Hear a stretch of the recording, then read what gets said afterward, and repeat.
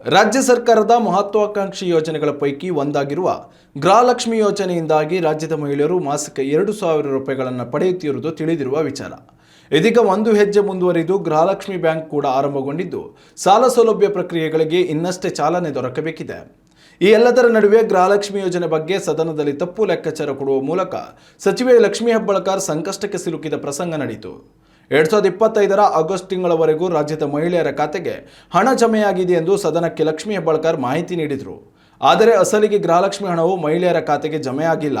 ಈ ವಿಚಾರವಾಗಿ ಸದನದಲ್ಲಿ ದನಿ ಎತ್ತಿದ ಕಾರ್ಕಳ ಶಾಸಕ ವಿ ಸುನೀಲ್ ಕುಮಾರ್, ಸದನಕ್ಕೆ ಸುಳ್ಳು ಹೇಳುವುದು ಸದನಕ್ಕೆ ಮಾಡಿರುವ ಅಗೌರವ ಅಲ್ಲವೇ?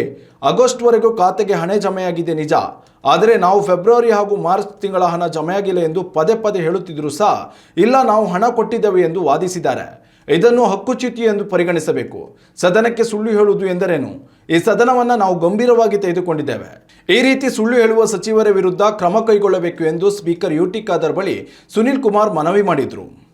ಸದನಕ್ಕೆ ಇದು ಹಕ್ಕುಚ್ಯುತಿ ಆಗಿದೆಯಾ ಅಥವಾ ಸದನಕ್ಕೆ ಅಗೌರವ ತೋರಿಸಿದಿರಾ ಅಂತ ಹೇಳಿ.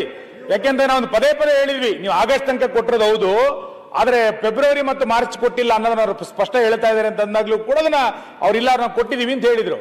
ಇದು ನೀವು ಹಕ್ಕುಚ್ಯುತಿ ತಗೋತೀರೋ ಅಥವಾ ಸದನ ದಿಕ್ ತಪ್ಪಿಸಿದಿರೋ ಅಂತ ಹೇಳಿ. ನೀವು ಕೊಡಲ್ಲ ಕೊಡ್ತೀವಿ ಅನ್ನೋ ವಾದ ಅಲ್ವೇ ಇಲ್ಲ. ಈಗ ಸದನದಲ್ಲಿ ಸಚಿವರು ಹೇಳ್ಬಿಟ್ರೆ ಏನ್ ಮಾಡೋದು? ಸರ್, ಮಾನ್ಯ ಅಧ್ಯಕ್ಷೆ, ನೀವು ಸಭಾಪೀಠದಿಂದ ನಮ್ಮ ರಕ್ಷಣೆಗೆ ಬರ್ಬೇಕು, ಸದಸ್ಯರ ರಕ್ಷಣೆಗೆ. ನಾವು ಈ ಸದನವನ್ನ ಅತ್ಯಂತ ಗಂಭೀರವಾಗಿ ತೆಗೆದುಕೊಂಡಿದೀವಿ. ನೀವು ಪ್ರಶ್ನೋತ್ತರ ವೇಳೆಯಲ್ಲಿ ಸಚಿವರು ಬರಲ್ಲ, ನಮಗೆ ಸಿಗುವಂತ ಒಂದು ಅಪರೂಪದ ಪ್ರಶ್ನೆಯನ್ನು ಕೇಳಿದಾಗ ಸಚಿವರು ಇಲ್ಲಿ ಸಿಗಲ್ಲ, ಉತ್ತರನೂ ತಪ್ಪಾಗಿ ಕೊಟ್ಟಿದೆ ಅಂತಂದಾಗ ಯಾರ ರಕ್ಷಣೆಗೆ ಬರಬೇಕು? ನೀವೇ ರಕ್ಷಣೆಗೆ ಬರಬೇಕಾಗಿರೋದು. ಹಾಗಾಗಿ ಯಾರೋ ತಪ್ಪು ಮಾಡಿದರೆ ಸರಿ ಮಾಡಿದರೆ ಅನ್ನಕ್ಕಿಂತ ಹೆಚ್ಚಾಗಿ ಸದನದ ದಿಕ್ಕನ್ನ ಯಾರೂ ತಪ್ಪಿಸಬಾರ್ದು ಅಂತ. ಇದು ಮಾನ್ಯ ಮುಖ್ಯಮಂತ್ರಿಗಳು ಕೊಡಲ್ಲ, ಬಿಡುಗಡೆ ಮಾಡಲಿಲ್ಲ ಅಂತ ನಾನು ಹೇಳ್ತಾ ಇರೋದಲ್ಲ. ನೀವು ಸದನದ ಇರೋದು ಒಂದು ಕ್ವಶನ್, ಅವರಿಗೆ ಮತ್ತೆ ಕ್ವಶನ್ ಬರುತ್ತಾ? ಹಿಂಗಾಗಿ ನೀವು ಸಚಿವರುಗಳು ಇರೋಂತ ಟೈಮ್ ಟೇಬಲ್ ಸಚಿವರುಗಳು ಬರಲ್ಲ, ಹಾಜರಾತಿ ಇಲ್ಲ. ಇಲ್ಲಿ ಉತ್ತರ ಕೊಟ್ಟಿದ್ದನ್ನ ಉತ್ತರ ಕೊಡಲ್ಲ, ಉತ್ತರ ಕೊಡಿ ತಪ್ಪು ಕೊಡ್ತಾರೆ. ಇದು ಸರಿಯಲ್ಲ. ಅದಕ್ಕೆ ಆ ಪೀಠದಿಂದ ಒಂದು ಎಚ್ಚರಿಕೆ